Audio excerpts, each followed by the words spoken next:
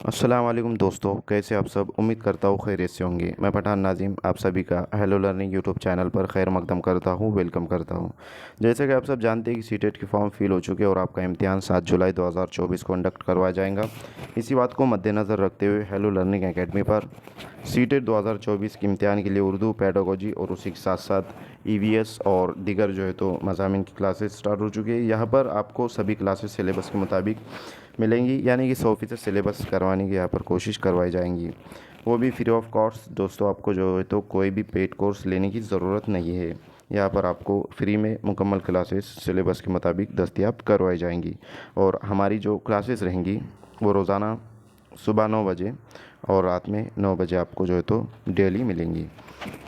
दोस्तों जो है तो बदले में आपको चैनल को सब्सक्राइब कर देना है और अपने दोस्तों में ज़्यादा से ज़्यादा शेयर करना है जो सीटेट 2024 की तैयारी कर रहे हैं। वीडियो को लाइक करना है और बेल आइकन को प्रेस करना है ताकि आने वाली वीडियो की नोटिफिकेशन आप तक पहुँचें। तो फ्रेंड्स चलते हैं हम, जैसे कि आपको स्क्रीन पर नज़र आ रहा है सीटेट जुलाई 2024 जो कि आपका 7 जुलाई को एग्ज़ाम होने वाला है।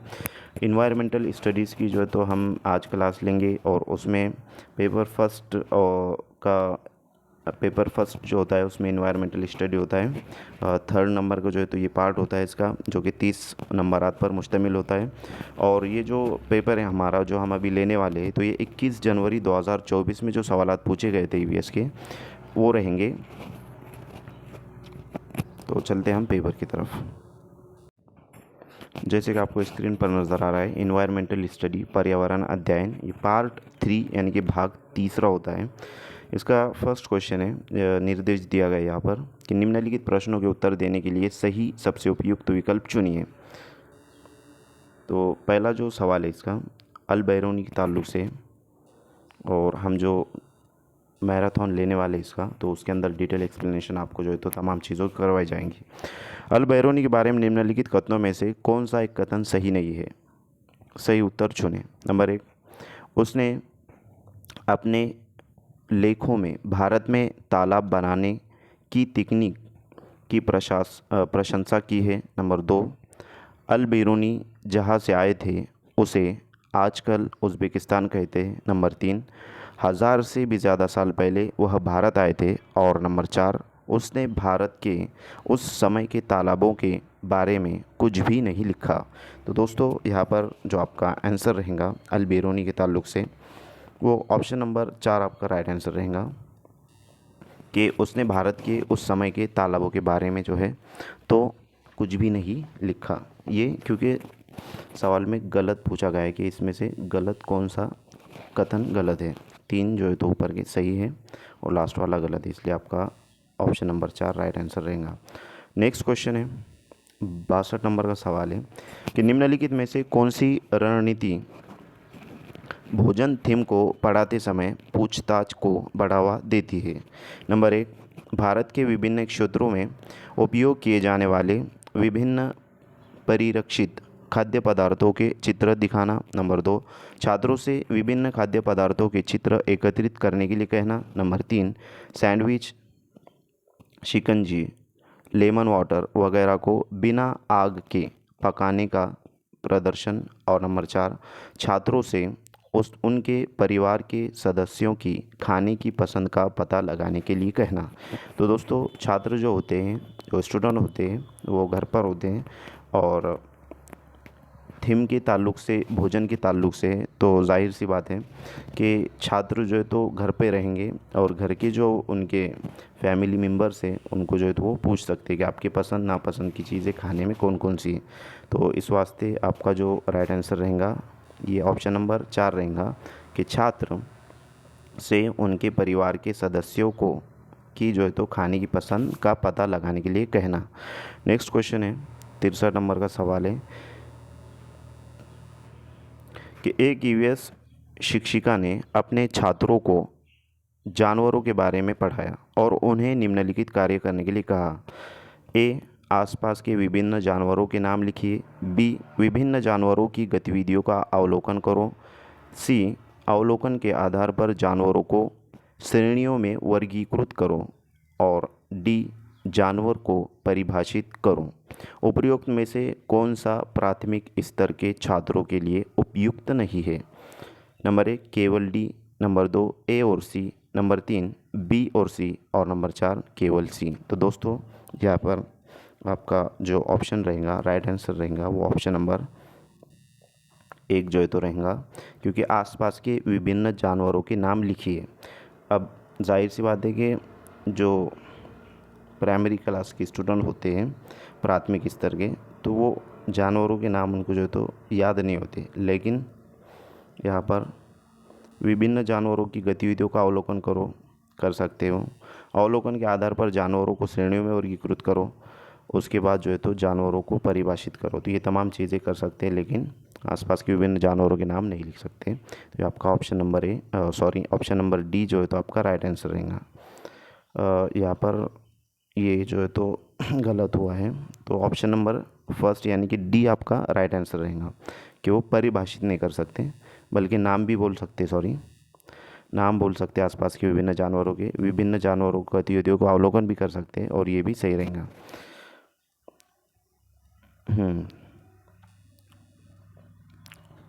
तो ठीक है दोस्तों, ये समझ में आऊँगा आपको कि ईवीएस शिक्षिका ने अपने छात्रों को जानवरों के बारे में पढ़ाया और उन्हें निम्नलिखित कार्य करने के लिए कहा। तो डी ऑप्शन राइट आंसर रहेगा, कि जानवरों को परिभाषित करो, यानी कि कौन सा जानवर, जैसे कि बिल्ली है तो प्राथमिक स्तर के बच्चे जो है तो उसको बिल्ली ही बोलेंगे, कुत्ता और बकरी, गाय, इनसे वो वाकिफ़ होते हैं। नेक्स्ट क्वेश्चन है 64 नंबर का सवाल है कि उस वस्तु का द्रव्यमान त्याग करिए जिसका घनत्व 12 ग्राम मिलीलीटर है तथा आयतन 3 मिलीलीटर है। दोस्तों यहाँ पर ऑप्शन दिए गए, ऑप्शन नंबर 1 है 4 ग्राम, सेकंड ऑप्शन है 15 ग्राम, थर्ड ऑप्शन है 24 ग्राम, और लास्ट ऑप्शन है 36 ग्राम। तो दोस्तों यहाँ पर आपका जो आंसर रहेगा वो लास्ट आंसर आपका राइट आंसर रहेगा। 36 ग्राम जो है तो इसका आंसर रहेगा, कि वस्तु का जो द्रव्यमान त्याग है वो 36 रहेगा, क्योंकि यहाँ पर आपको 12 ज़रब 3 करना है, तो आपका ये आंसर निकल कर आता है। जैसे कि 12 तिया 36, इस तरीके के क्वेश्चन गुज़िश्ता लेक्चर में भी गुजर चुका है। तो ये आसान सवाल है। अब बहुत सारे बच्चे यहाँ पर कंफ्यूज हो जाते हैं, वो 12 को 3 में जमा कर देते हैं तो जवाब 15 निकल कर आता है। तो इस तरीके से भी करते हैं, तो खैर इस तरीके से आपको नहीं करना है, आसान सवाल है। नेक्स्ट क्वेश्चन है असर्शन और स्टेटमेंट वाला क्वेश्चन है। निम्नलिखित कथनों को ध्यान से पढ़िए। कथन 1, ईवीएस पाठ्यक्रम को 6 थीमों में बांटा गया है। पानी, आपसी संबंध, भोजन, यातायात, आवास एवं वस्तुएं कैसे कार्य करती है। कथन 2 है ईवीएस की थीम बच्चों के जीवन के बहुत करीब है। तो नंबर 1 ऑप्शन दिया गया है, कथन 1 गलत है एवं कथन 2 सही है। नंबर 2 दोनों कथन 1 एवं 2 सही है। नंबर 3 दोनों कथन 1 एवं 2 गलत है। और नंबर 4 कथन 1 सही है एवं कथन 2 गलत है। तो दोस्तों यहाँ पर आपका राइट आंसर रहेगा ऑप्शन नंबर 1, कि कथन 1 गलत है, लेकिन जो है तो कथन 2 सही है, क्योंकि यहाँ पर 6 थीमों में ईवीएस के पाठ्यक्रम को बांटा गया है, जैसे कि पानी, आपसी संबंध, भोजन, यातायात, आवास, वस्तुएं कैसे कार्य करती हैं। तो यह कार्य करती नहीं बल्कि वस्तुएं कैसे बनाई जाती है, इसके ताल्लुक से है। तो ये आपको हम जो मैराथन क्लास लेंगे उसमें डिटेल एक्सप्लेनेशन दे दी जाएंगी इस ताल्लुक से। नेक्स्ट क्वेश्चन है 66 नंबर का सवाल है कि जोहड़ से संबंधित निम्नलिखित में से कौन सा एक कथन सही है। सही उत्तर चुनें। नंबर 1, यह नदियों से पानी इकट्ठा करता है। नंबर 2, यह समुदाय आधारित वर्षा जल संचयन प्रणाली है। नंबर 3, यह पानी से अशुद्धियों को फिल्टर करता है। और नंबर 4, यह आसपास के कुओं में ज़मीन का पानी इकट्ठा करता है। तो दोस्तों यहाँ पर आपका जो राइट आंसर रहेगा वो ऑप्शन नंबर 2 रहेगा, कि यह समुदाय आधारित वर्षा जल संचयन प्रणाली है। नेक्स्ट क्वेश्चन है 67 नंबर का सवाल है। कक्षा 5 की ईवीएस शिक्षिका नीना अपने छात्रों को एक समूह असाइनमेंट देती है कि उन्हें पास के कृषि फार्मों का दौरा करना है और कृषि के दौरान किसानों द्वारा उपयोग किए जाने वाले उपकरणों और उनके द्वारा उगाई जाने वाली फसलों के बारे में जानकारी प्राप्त करना है। उन्हें फ़ोटो भी कलेक्ट कर रिपोर्ट तैयार करनी है। यहाँ कौन सी प्रक्रिया, कौशल और सीखने के संकेत शामिल हैं? नंबर 1 अनुमान, प्रयोग, अवलोकन। नंबर 2 प्रश्न करना, अभिव्यक्ति करना, परिणाम निकालना। नंबर 3 प्रश्न पूछना, प्रयोग करना, पर्यावरण के प्रति संवेदनशीलता। और नंबर 4 परिकल्पना, परिणाम निकालना और अभिव्यक्ति। तो दोस्तों यहाँ पर जो आपका राइट आंसर रहेगा वो ऑप्शन नंबर 2 जो है तो राइट आंसर रहेगा कि प्रश्न करना, अभिव्यक्ति करना और परिणाम निकालना। नेक्स्ट क्वेश्चन है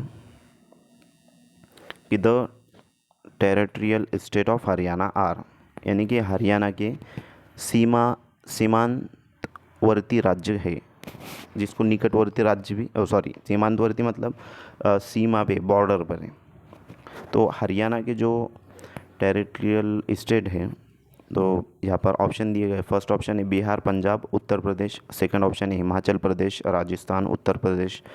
थर्ड ऑप्शन है उत्तर प्रदेश, उत्तराखंड और मध्य प्रदेश। और लास्ट ऑप्शन है हिमाचल प्रदेश, पंजाब और बिहार। तो दोस्तों आपको इंडियन मैप भी अच्छे तरीके से याद होना चाहिए कि कौन सा स्टेट किसके बाजू में है और कितने स्टेट है और कहाँ कहाँ पर है, इस तरीके से। तो हम चलते हैं स्टेट की तरफ, इंडियन मैप की तरफ, कि हरियाणा की जो आजू बाजू वाले स्टेट है वो कौन कौन से हैं। जैसे कि आपको यहाँ इंडिया का मैप नज़र आ रहा है और हरियाणा जो है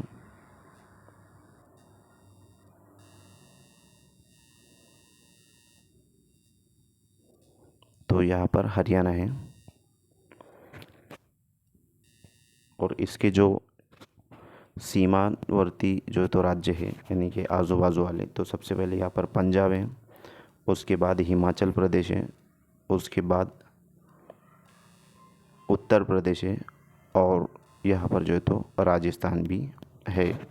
कि राजस्थान के एग्जैक्ट ऊपर हरियाणा है और हरियाणा के एग्जैक्ट ऊपर पंजाब है, उसके बाजू में हिमाचल प्रदेश है और इधर से जो है तो उत्तर प्रदेश है। तो दोस्तों यहाँ पर आंसर आप करेंगे पंजाब, राजस्थान, उत्तर प्रदेश और हिमाचल प्रदेश। तो ये ऑप्शन में कहाँ नज़र आ रहा है ये हम देखेंगे। उत्तराखंड भी हो सकता है यहाँ पर, तो देखते हैं हम।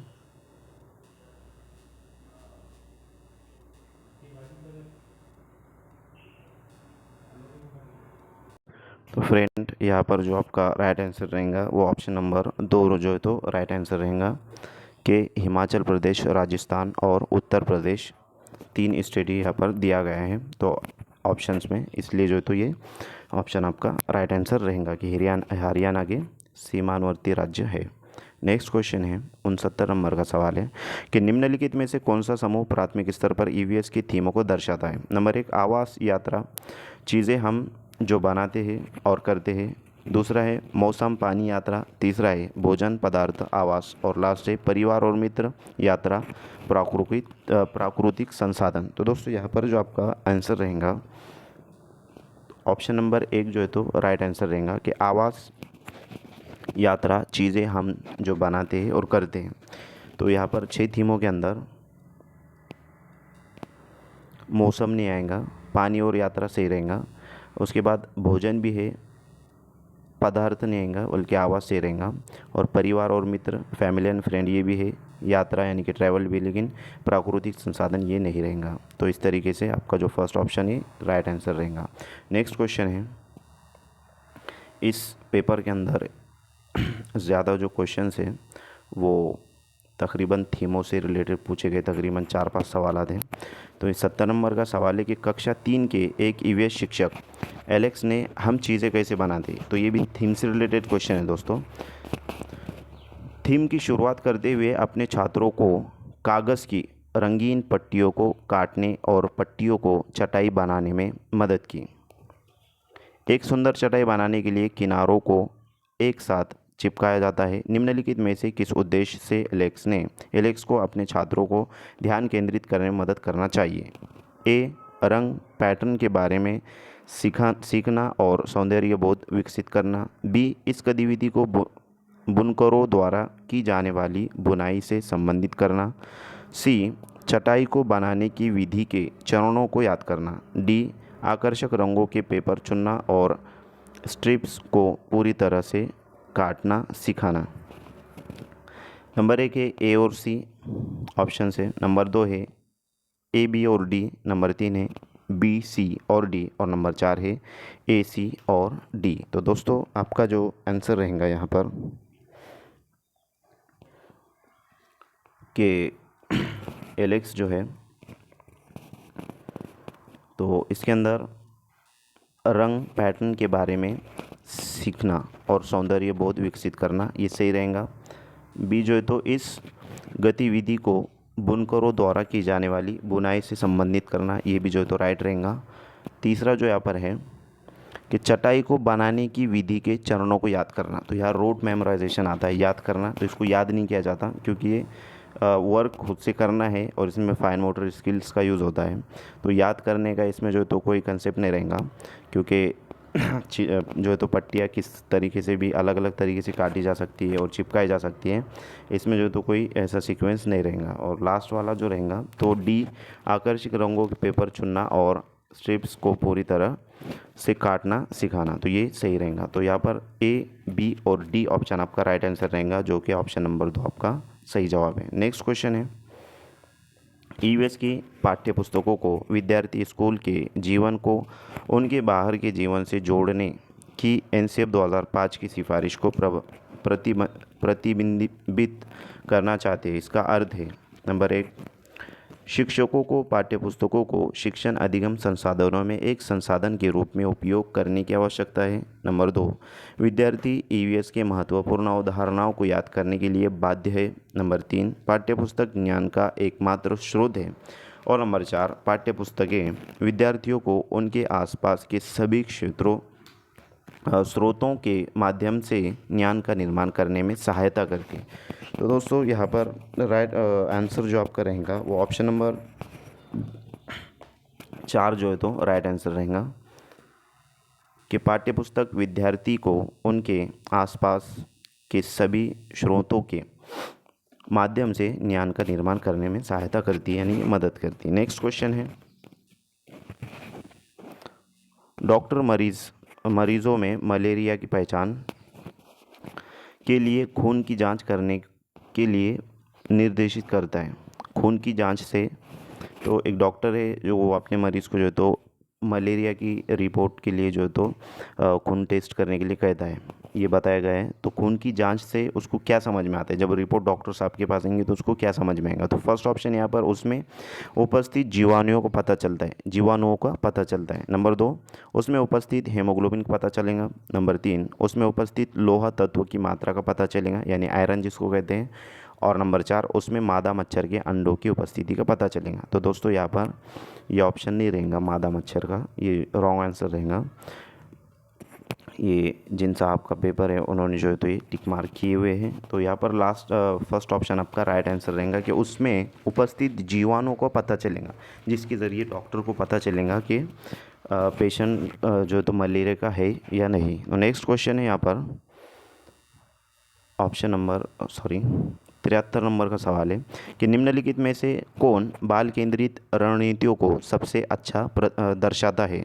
नंबर ए, चर्चा, बी, प्रदर्शन, सी, व्याख्यान और डी, सर्वेक्षण। ऑप्शन दिए गए यहाँ पर ऑप्शन नंबर 1 है ए और डी, ऑप्शन नंबर 2 है ए और बी, ऑप्शन नंबर 3 है बी और सी, और ऑप्शन नंबर 4 है सी और डी। तो दोस्तों यहाँ पर निम्नलिखित में से बाल केंद्रित रणनीतियों को कौन जो है तो अच्छे से दर्शाता है। ऑप्शन नंबर 1 जो है तो आपका यहाँ पर सही जवाब रहेगा ए और डी, यानी कि चर्चा और सर्वेक्षण ये बाल केंद्रित रणनीतियों को सबसे अच्छा दर्शाता है। नेक्स्ट क्वेश्चन है 74 नंबर का सवाल है कि रवि ने एक गिलास में जल लिया, यानी कि पानी लिया। रवि एक टीचर है शायद, उसमें उसने एक साबुत नींबू डाल दिया, मतलब एक मुकम्मल जो है तो एक नींबू जो है तो उसने गिलास के अंदर डाल दिया। फिर वह उस गिलास में बहुत सारा नमक डालता है, आधा चम्मच एक बार में। कुछ समय पश्चात उसने पाया ऑप्शन दिए गए, नंबर 1 नींबू ग्लास के बीचों बीच चला गया, नंबर 2 नींबू जल में डूब गया, नंबर 3 नींबू जल में तैरने लगा और नंबर 4 नींबू जल में 2 भागों में टूट गया। तो दोस्तों यहाँ पर जो है तो रवि एक टीचर है, उसने एक गिलास लिया है और उसमें एक नींबू डाला है, पानी से भरा हुआ गिलास लिया है रवि ने और उसमें नींबू डाल दिया है और उसके अंदर जो है तो बहुत सारा नमक डालता है। जैसे चम्मच की मदद से वो हर चमचे के अंदर आधा आधा चम्मच जो है तो वो नमक डालना शुरू करता है। तो हुआ यूँ कि वो जो नमक डालने की वजह से जो नींबू होता है वो जल में तैरने लगता है, ना कि वो डूबेगा ना टूटेगा और ना ही जो है तो बीचों बीच चला जाएगा, बल्कि नींबू जो है तो पानी के अंदर तैरता है, क्योंकि जब नमक पानी के अंदर डाला जाता है तो उसकी कसाफत जो है तो कम हो जाती है और यानी कि पानी के ऊपर जो है तो नींबू तैरता है। तो यहाँ पर ऑप्शन नंबर आपका थर्ड राइट आंसर रहेगा कि नींबू जल में तैरने लगा। नेक्स्ट क्वेश्चन है कथन और ए और कथन बी वाला सवाल है, 75 नंबर का सवाल है कि दिए गए कथनों को ध्यानपूर्वक पढ़ें एवं सही विकल्प चुनें। कथन ए, जाइलम जल और खनिजों को जड़ों से पौधों के बाकी हिस्सों तक पहुंचाता है, तो ये सही है दोस्तों। और उसके बाद है बी, कथन बी, फ्लोएम भोजन को पत्तियों से पौधों के विभिन्न भागों में स्थानांतरित करता है। नंबर 1 ए गलत है और बी सही है, नंबर 2 दोनों ए और बी सही है, नंबर 3 दोनों ए और बी सही नहीं है, नंबर 4 ए सही है और बी गलत है। दोस्तों आपका जो ऑप्शन रहेगा option number second right answer रहेगा, ए भी सही है और बी वाला भी जो है तो सही है कि दोनों ए और बी सही है। नेक्स्ट क्वेश्चन है 76 नंबर का सवाल है, व्यापक मूल्यांकन का अर्थ है एक छात्र का मूल्यांकन करने का समग्र तरीका। जिस तरीके की एक ईवीएस शिक्षक ईवीएस में व्यापक मूल्यांकन के लिए अपने छात्रों का आकलन कर सकता है वह है, नंबर 1 पोर्टफोलियो, नंबर 2 शिक्षकों का अवलोकन, नंबर 3 अर्धवार्षिक और वार्षिक परीक्षा और नंबर 4 गतिविधियों के मूल्यांकन के लिए रेटिंग स्केल। तो दोस्तों यहाँ पर ऑप्शन आपका जो है तो एक या लास्ट वाला सही हो सकता है, क्योंकि पोर्टफोलियो भी आ सकता है उसका और ज़्यादातर जो है तो लास्ट वाला ऑप्शन सही रहेगा कि गतिविधियों के मूल्यांकन के लिए रेटिंग स्केल तैयार करना। नेक्स्ट क्वेश्चन है 77 नंबर का सवाल ही है,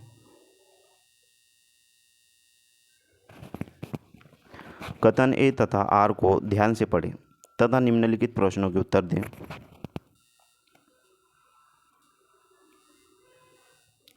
ए, रेशम का कीड़ा अपनी मादा को उसकी गंध से कई किलोमीटर दूर से ही पहचान लेता है और रीज़न है उसका अजर्शन का कि कुछ मादा कीड़े फेरोमोन्स छोड़ते हैं जिसके गंध को नर कीड़े पहचान लेते हैं।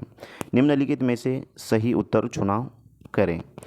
नंबर 1 ए गलत है किंतु आर सही है, नंबर 2 दोनों कथन ए एवं आर सही है तथा आर ए की सही व्याख्या करता है, नंबर 3 दोनों कथन एक एवं आर सही है किंतु आर ए की सही व्याख्या नहीं करता, और नंबर 4 ए सही है किंतु आर गलत है। तो दोस्तों यहाँ पर ऑप्शन नंबर आपका 2 राइट आंसर रहेगा कि दोनों कथन ए एवं आर सही है तथा आर ए की सही व्याख्या करता है। ऑप्शन नंबर 2 राइट आंसर रहेगा। नेक्स्ट क्वेश्चन है 78 नंबर का सवाल है कि प्रत्येक परिवार में सदस्यों की संख्या और पानी की अनुमानित मात्रा की खपत का पता लगाने के लिए छात्र अपने घर और पड़ोस में एक सर्वेक्षण करते। इस गतिविधि के माध्यम से कौन से कौशल और प्रक्रियाएं विकसित की जाती है। नंबर 1 अनुमान, प्रयोग, अवलोकन, नंबर 2 प्रश्न पूछना, प्रयोग करना, पर्यावरण के प्रति संवेदनशीलता, नंबर 3 पूछताछ, परिणाम निकालना, अभिव्यक्ति, और नंबर 4 परिकल्पना, परिणाम निकालना और अभिव्यक्ति। तो दोस्तों यहाँ पर ऑप्शन नंबर 3 जो है तो आपका राइट आंसर रहेगा, पूछताछ, परिणाम निकालना और अभिव्यक्ति जो है तो ये आपका सही जवाब रहेगा। नेक्स्ट क्वेश्चन है 79 नंबर का कि आप चाहते हैं कि छात्र सहपाठी शिक्षण रणनीतियों द्वारा सीखे, आप समूह कैसे बनाएंगे। नंबर 1 समान लिंग और सामाजिक आर्थिक पृष्ठभूमि के 5 छात्रों का एक समूह बनाएं। नंबर 2, 4-5 छात्रों के रोल नंबर के अनुसार समूह बनाएं। नंबर 3, छात्रों में प्राप्त अंकों के अनुसार छात्रों का एक समान समूह बनाएं। और नंबर 4, भागीदारी और सहयोग के आधार पर एक विषम समूह बनाएं। तो दोस्तों राइट आंसर रहेगा ऑप्शन नंबर 4 कि भागीदारी और सहयोग के आधार पर एक विषम समूह बनाएंगे। नेक्स्ट क्वेश्चन है असर्शन और रीजनिंग वाला सवाल है। इस तरीके के क्वेश्चन ज़्यादातर पूछे जा रहे हैं अभी पेपरों में। 80 नंबर का सवाल है कि अभिकथन है थीम परिवार और मित्र ईवीएस में एक प्रमुख थीम है और पौधों और जानवरों को परिवार और मित्र के उप थीम के रूप में प्रस्तुत किया जाता है। कारण है इसका थीम के द्वारा मनुष्य और जीवन के अन्य रूपों की अन्योन्याश्रितता पर प्रकाश डाला गया है। तो दोस्तों यहाँ पर जो है दोनों सही रहेंगे क्योंकि थीम परिवार और मित्र में जो है तो ये उसकी जो है तो प्रमुख थीम है और पौधे और जानवर की सब थीम यानी कि उप थीम है। और कारण में थीम के द्वारा मनुष्य और जीवन के अन्य रूपों की जो है तो अन्योन्याश्रितता पर प्रकाश डाला जाता है। तो ऑप्शन देख लेते हैं हम। फर्स्ट है अभिकथन गलत है परंतु कारण सही है। सेकंड ऑप्शन है अभिकथन और कारण दोनों सही है और कारण अभिकथन की सही व्याख्या है। नंबर 3, अभिकथन और कारण सही है लेकिन कारण अभिकथन की सही व्याख्या नहीं करता। नंबर 4, अभिकथन सही है लेकिन कारण गलत है। तो दोस्तों यहाँ पर दोनों सही है, इस वास्ते ऑप्शन नंबर 2 आपका राइट आंसर रहेगा कि अभिकथन और कारण दोनों सही है और कारण अभिकथन की सही व्याख्या है। नेक्स्ट क्वेश्चन है 81 नंबर का सवाल है कि गढ़सीसर से संबंधित निम्नलिखित कथनों में से कौन सा एक कथन सही नहीं है? सही उत्तर चुनें। नंबर 1, यह तालाब आज भी प्रयोग में है। नंबर 2, जैसलमेर राजा गढ़सी ने इसे बनाया था। नंबर 3, यह लगभग 650 साल पहले बनाया गया था। और नंबर 4, यह 9 तालाबों से जुड़ा हुआ था। दोस्तों यहाँ पर जो आपका आंसर रहेगा कि यह तालाब आज भी प्रयोग में है, ये आपका गलत आंसर मतलब गलत है ये जुमला। तो इस वास्ते ये आंसर आपका राइट आंसर रहेगा क्योंकि आपको यहाँ पर उसने पूछा ही है कि गढ़सीसर से संबंधित निम्नलिखित कथनों में से कौन सा एक कथन सही नहीं है यानी कि गलत है, और वही आपका जवाब रहेगा कि यह तालाब आज भी प्रयोग में है और ये जो तो तालाब प्रयोग में नहीं है आज, इस वास्ते ये आंसर सही रहेगा। जबकि जैसलमेर राजा गढ़सी ने इसको बनाया था, ये भी सही है।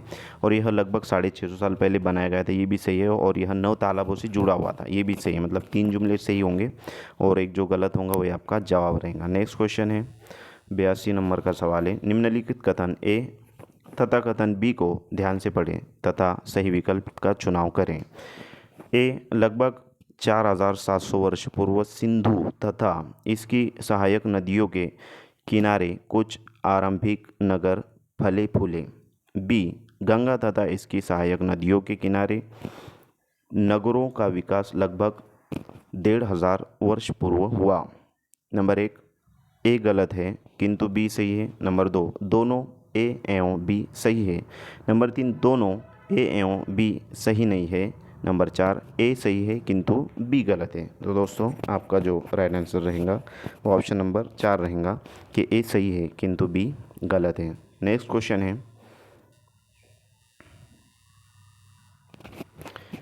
83 नंबर का सवाल है एक ईवीएस शिक्षिका अपने छात्रों से सोचने और जवाब देने के लिए कहती है हम सर्दियों के दौरान ऊनी कपड़ों में क्यों सहज महसूस करते हैं? इस तरह का प्रश्न है। नंबर 1, तथ्यात्मक प्रश्न। नंबर 2, अभिसारी प्रश्न। नंबर 3, विश्लेषणात्मक प्रश्न। और नंबर 4, काल्पनिक प्रश्न। दोस्तों इस तरीके से जो क्वेश्चंस रहते हैं ये विश्लेषणात्मक यानी कि एनालिटिकल क्वेश्चन कहते हैं जिसको। तो ऑप्शन नंबर आपका 3 राइट आंसर रहेगा। नेक्स्ट क्वेश्चन है 84 नंबर का सवाल है पोचमपल्ली खूबसूरत डिज़ाइन की चमकदार रंगों की साड़ियों और विशेष प्रकार की बुनाई जिसे भी पोचमपल्ली कहते हैं के लिए व्याख्यात जिला है। यह निम्नलिखित में से किसका भाग है? मतलब ये जो डिस्ट्रिक्ट है, ये जहाँ पर साड़ी पोचमपल्ली नाम की साड़ी जो है तो खूबसूरत डिज़ाइन और चमकदार रंगों की होती है, बनाई जाती है, वो कौन से स्टेट से बिलोंग करती है? Number 1 Telangana, number 2 Tamil Nadu, number 3 Karnataka और नंबर 4 महाराष्ट्र। तो दोस्तों यहाँ पर आपका आंसर तेलंगाना रहेगा कि तेलंगाना में जो है तो पोचमपल्ली डिस्ट्रिक्ट है और वहाँ पर ये साड़ी बनाई जाती है और उस डिस्ट्रिक्ट से साड़ी जो है तो फेमस है। जबकि ऑप्शंस के अंदर अगर आंध्र प्रदेश आता है, तेलंगाना अगर नहीं आता है, तो आपको आंध्र प्रदेश टिक करना होता है क्योंकि वो पहले उसका हिस्सा हुआ करता था। नेक्स्ट क्वेश्चन है फ्रेंड्स, मैं उम्मीद करता हूँ कि आपको सवाल समझ में आ रहे होंगे। 85 नंबर का सवाल है, पक्षियों का अध्ययन करने वाले ने यह प्रेक्षण किया है कि पक्षियों की एक विशेष प्रजाति में नर पक्षी अपने अपने घोंसले बनाते हैं। मादा पक्षी उन सभी घोंसलों को देखती है, उनमें से उसे जो सबसे अच्छा लगता है उसमें ही वह अंडे देने का निश्चय करती है। इस पक्षी का नाम है।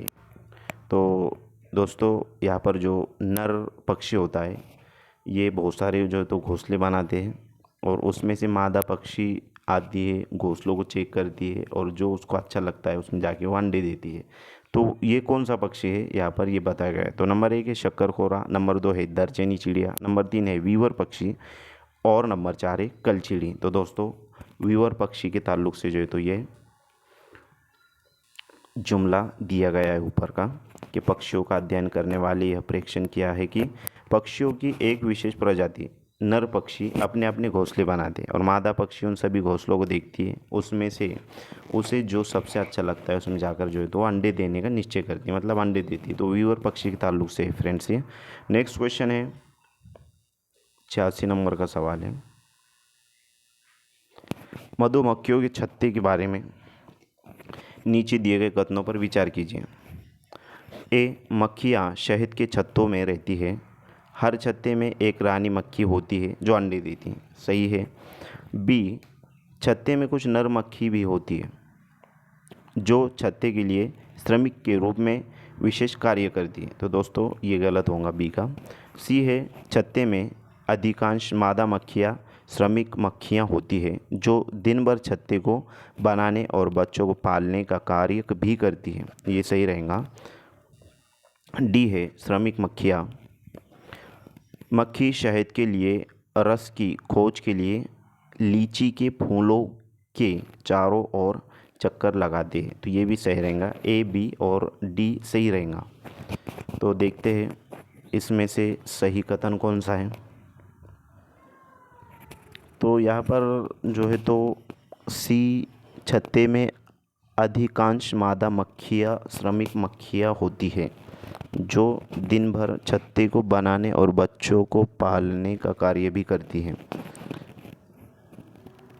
तो ये रॉन्ग रहेगा शायद। जो हम लेक्चर लेने वाले हैं मैराथन क्लास से AVS की, उसके अंदर डिटेल एक्सप्लेनेशन के साथ देखेंगे। तो आपका जो आंसर रहेगा वो ऑप्शन नंबर 1 की तरफ इशारा है यहाँ पर, ए और डी, क्योंकि मधुमक्खियाँ शहद के छत्ते में रहती है और हर छत्ते में जो है तो एक रानी मक्खी होती है, ये जो है तो जुमला सही है। जबकि छत्ते में नर मक्खियाँ होती है, छत्ते के लिए श्रमिक के रूप में विशेष कार्य करती है, तो नर मक्खियाँ कोई काम जो है तो वहाँ पर अंजाम नहीं देती है। सी जो है तो छत्ते में अधिकांश मादा मक्खियाँ श्रमिक मक्खियाँ होती है, तो अधिकांश नहीं होती है और दिन भर जो है तो छत्ते को बनाने और बच्चों को पालने का कार्य भी करती है, तो ये गलत रहेगा। और डी, श्रमिक मक्खियाँ शहद के लिए रस की खोज के लिए लीची के फूलों के चारों ओर चक्कर लगा दिए, सही रहेगा। तो ए और डी आपका राइट आंसर रहेगा। नेक्स्ट क्वेश्चन है 47 नंबर का सवाल है, नीचे दिए कथनों ए और बी पर विचार कीजिए। कथन ए, बोरा असम में उपयोग की जाने वाले धान का एक सामान्य प्रकार है। कथन बी, धान की खेती चिकनी मिट्टी में अच्छी होती है एवं इस फसल को प्रचुर मात्रा में पानी चाहिए। निम्नलिखित में से सही कोड चुनिए। नंबर 1 ए गलत है परंतु बी सही है। नंबर 2 ए और बी दोनों सही है। नंबर 3 ए और बी दोनों गलत है। नंबर 4 ए सही है परंतु बी गलत है। दोस्तों इस क्वेश्चन का जो आंसर रहेगा आपका वो ऑप्शन नंबर दो जो है तो यहाँ पर राइट आंसर रहेगा, ए और बी दोनों सही है। नेक्स्ट क्वेश्चन है 88 नंबर का सवाल है कि दिए गए कथनों को ध्यानपूर्वक पढ़ें और सही विकल्प चुनें। कथन ए असर्शन और रीजनिंग वाला सवाल है। उस तरीके के सवाल जो है तो हर सब्जेक्ट के अंदर पूछे जा रहे हैं अभी, तो इस पर जो तो आपको अच्छे से प्रैक्टिस करना है फ्रेंड्स। अभी कथन है, हम अधिक ऊंचाई की तुलना में समुद्र तल पर आसानी से खाना पका सकते हैं। कारण है, अधिक ऊंचाई पर पानी का क्वथनांक बढ़ जाता है। नंबर 1, ए सत्य है लेकिन आर सत्य है, ए असत्य है लेकिन आर सत्य है। नंबर 2, दोनों ए और आर सत्य है, आर ए का सही स्पष्टीकरण है। नंबर 3, दोनों ए और आर सत्य है लेकिन आर ए का सही स्पष्टीकरण नहीं है। और नंबर 4, ए सत्य है लेकिन आर असत्य है। तो दोस्तों यहाँ पर आपका जो आंसर रहेगा वो ऑप्शन नंबर 4 रहेगा कि ए सत्य है लेकिन आर असत्य है। नेक्स्ट क्वेश्चन है 89 नंबर का सवाल है यहाँ पर। एनसीईआरटी की ईवीएस पाठ्यपुस्तक के एक अध्ययन में वाहिदा प्रिज्म और नौसेना में डॉक्टर के रूप में उनके अनुभव का वर्णन है। इसे शामिल करने के क्या कारण हैं? ए, उनका अनुभव लैंगिक रूढ़ियों को चुनौती देता है। बी, उसकी कहानी सशस्त्र बलों में एक चिकित्सा अधिकारी के जीवन की एक झलक देती है। सी, यह समझना कि प्रिज्म 7 रंगों को दर्शाता है। और डी, उसके सामने आने वाली कठिनाइयों और उनसे निपटने के तरीक़ों को जो है तो समझना। तो ऑप्शन नंबर 1 है बी, डी और ए। ऑप्शन नंबर 2 ए, बी और सी। ऑप्शन नंबर 3 बी, सी और डी। और ऑप्शन नंबर 4 सी और डी। दोस्तों यहाँ पर जो आपका राइट आंसर रहेगा वो ऑप्शन नंबर ए जो है तो सही रहेगा कि बी, डी और ए ये राइट आंसर रहेगा। लास्ट क्वेश्चन है 90 नंबर का सवाल है। तो फ्रेंड्स अगर आपको ये पीडीएफ चाहिए तो आप हमारे टेलीग्राम चैनल से जो है तो इसको डाउनलोड कर सकते हैं, जो कि जिसकी लिंक हम डिस्क्रिप्शन बॉक्स में दे देंगे। वहाँ से जाकर आप उसको डाउनलोड कर सकते हैं और वहाँ से जो है तो आप ये वीडियो देखकर जो है तो उसको ऑप्शंस सही जो है तो प्रैक्टिस कर सकते हैं। लास्ट क्वेश्चन है, सीमा एक ईवीएस शिक्षिका ने अपने छात्रों के लिए चिड़ियाघर एक क्षेत्र भ्रमण फील्ड ट्रिप का आयोजन किया। निम्नलिखित में से कौन चिड़ियाघर की यात्रा के सबसे उपयुक्त उद्देश्य है? ए, चिड़ियाघर के जानवरों के नाम याद करना। बी, जानवरों से संबंधित अवधारणाओं को जोड़ना। सी, प्रक्रिया कौशल को बढ़ावा देना। और डी, चिड़ियाघर में छात्रों के सीखने का आकलन। ऑप्शन दिए गए हैं। 1 नंबर का ऑप्शन है ए और बी, 2 नंबर है ए, बी और सी, 3 नंबर है बी, सी और डी, और लास्ट ऑप्शन है ए, सी और डी। तो दोस्तों यहाँ पर जो आपका ऑप्शंस रहेगा राइट आंसर रहेगा वो बी, सी और डी रहेगा, ना कि ए रहेगा इसके अंदर कि चिड़ियाघर के जानवरों के नाम याद करना। तो ये कोई होता नहीं है जैसा। तो बी, सी और डी यहाँ पर राइट आंसर रहेगा, क्योंकि बच्चे जानवरों से संबंधित अवधारणाओं को जोड़ेंगे और प्रक्रिया कौशल को जो है तो बढ़ावा देना और चिड़ियाघर में छात्रों के सीखने के जो है तो आकलन करना कि किस तरीके से बच्चे तजस्सुस के साथ जो है तो जानवरों को देखेंगे और उनसे रिलेटेड इन्फॉर्मेशन खुद से जो है तो वो कलेक्ट करेंगे और हासिल करेंगे। तो मैं उम्मीद करता हूँ कि आपको वीडियो अच्छी लगी होंगी और तमाम तर जो क्वेश्चंस है वो समझ में आए होंगे। तो अगर आपको वीडियो अच्छी लगी हो दोस्तों तो आपके दोस्तों में ज़्यादा से ज़्यादा शेयर करें और वीडियो को लाइक ज़रूर करें और चैनल को सब्सक्राइब करें। Thank you for watching my video. Thank you very much Indeed for your cooperation and have a nice day.